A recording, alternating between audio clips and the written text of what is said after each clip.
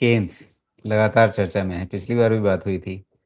आलोक रंजन ठाकुर जी हैं, ये पूछ रहे हैं कि इन्होंने केन्स टेक खरीदा है, 15 शेयर लिए हैं इन्होंने 3900 के भाव पे और इनका नज़रिया है लंबी अवधि का 3 साल का। तो ज़ाहिर-सी बात है अभी ये जो ताज़ा उठा-पटक हुई है, इसी बीच में इन्होंने लिया होगा। अब लेने के बाद ये आपका नज़रिया चाहते हैं और ये आलोक जी कह रहे हैं कि आपके बड़े फ़ैन हैं, मैं भी फ़ैन हूँ। तो आलोक जी और आप और मैं दोनों एक जैसा सोचते हैं। ओके। तो नहीं, नहीं, हम आलोक हम जी दोनों की को सोच 2-2 मिल बार रही है आलोक जी। नमस्कार है और पहला जी। तो धन्यवाद इसका, दूसरा नमस्कार इसके लिए है कि कम से कम इन्होंने ये नहीं बोला कि मेरे बोलने पे कुछ कर लिया था और आज आके ये हो गया। तो मैं थक गया उस तरह के सवाल सुन के। बट एनीवेज़ देखिए, ऐसा है जी हाँ, और मैं हाँ, पिछली बार यही हुआ था ना किसी ने कह दिया था कि सोमेश जी तो कह रहे हैं कि 10,000 पे जाएगा केन्स।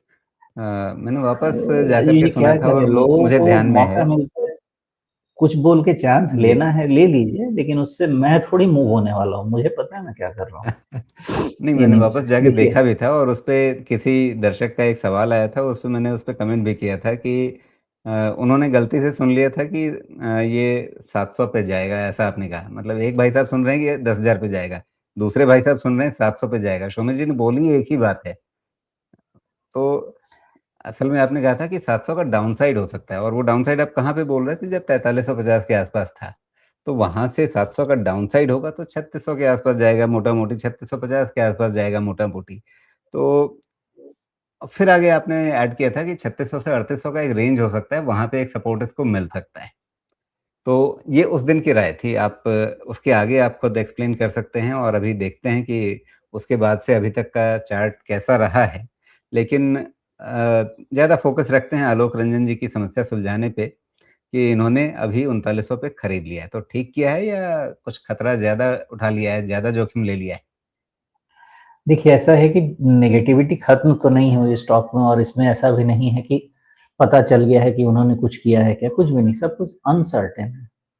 और जब चीज़ें अनसर्टेन होती हैं तो मैं नहीं समझता कि वो सही काम है वहाँ जाके कुछ खरीद लेना। हाँ, जो थोड़े अडेप्ट ट्रेडर हैं, एक्सपर्ट ट्रेडर हैं, वो अपना एक डायरेक्शन लेके स्टॉप लॉस लेके काम कर सकते हैं। केन्स मैं शुरू से कहता आया हूँ राजीव जी, फिर इस चीज़ को मैं रिपीट करूँगा, जो भी चाहे राजीव जी के चैनल पे पूरी चीज़ को खंगाल ले। आप मुझे बोलेंगे 10,000 बोला, 20,000 बोला ना, मैं आपको बोलता हूँ मैं सब चीज़ सुनता नहीं हूँ।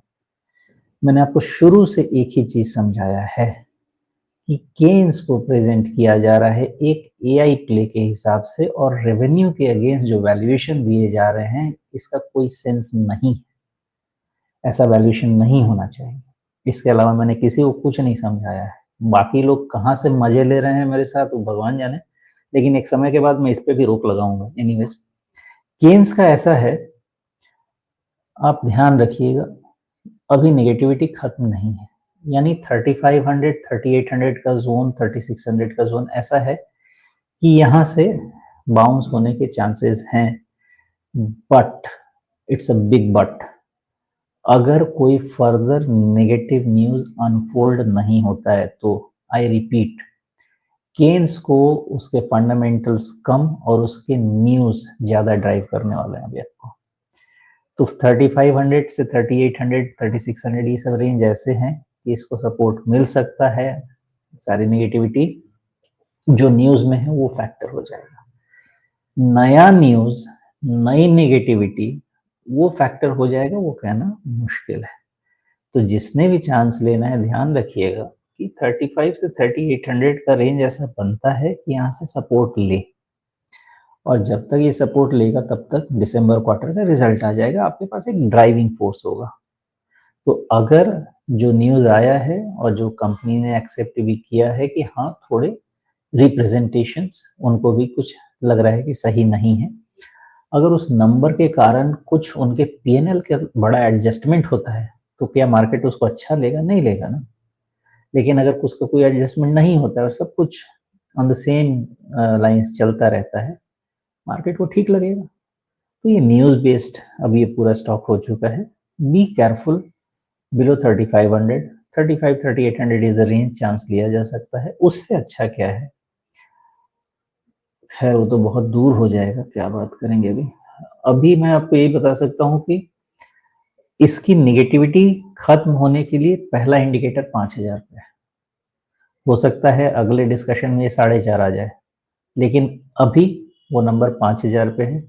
उसके ऊपर में आप ये मान के चल सकते हैं कि इसकी पनिशमेंट ऐसी हो चुकी है कि 3,500 का सपोर्ट रहते हुए ये 5,000 के ऊपर चला गया।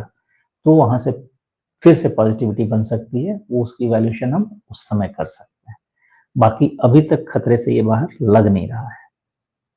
अच्छा, आपने इसका सपोर्ट जो है वो रिवाइज़ किया है क्या? क्योंकि पिछली बार आपने 3600 से 3800 के बीच में सपोर्ट बताया था और 3725 के आसपास का ये ताज़ा बॉटम बना है। राजीव जी, स्ट्रक्चर के हिसाब से तो ठीक है, लेकिन जब न्यूज़ होता है ना, तो उसमें आपको 10% डिविएशन रख लेना चाहिए, बिकॉज़ इंट्राडे मामला खराब हो सकता है। तो पैटर्न वाइज़ 3800 था, है और रहेगा, बट वो छूट गया है ना। तो छूटने का मतलब ये है कि हमको नीचे के लेवल आइडेंटिफ़ाई करके रखने चाहिए कि कितने डेविएशन हो सकते हैं। तो 10% से ज़्यादा का हम डेविएशन नहीं ले रहे हैं अभी, और 5,000 के पहले किसी भी तरह से कोई भी रिटर्न ऑफ पॉजिटिविटी का कोई व्यू नहीं लिया जा सकता है। उसके ऊपर में उसकी एनालिसिस शुरू की जा सकती है। जी। तो यहाँ पर जो हमारे मित्र हैं जिन्होंने केन्स लिया हुआ है कितने पे? 3900 पे। तो फिर थोड़ा-सा आप अपने रिस्क मैनेजमेंट पे ध्यान दीजिएगा क्योंकि खबरों के हिसाब से ये शेयर वोलेटाइल रह सकता है। हो सकता है कि अगर चीज़ें सुधरती हुई नज़र आएँ, न्यूज़ फ्लो पॉज़िटिव बनता हुआ दिखे कई बार होता है कि कंपनी कोई कोर्स करेक्शन करती है और वो चीज़ बाज़ार को पसंद आ जाती है। कई बार कंपनी कुछ एफ़र्ट्स करती है, बाज़ार उसको डिस्काउंट कर देता है कि नहीं, हमें इस पे भरोसा नहीं बना।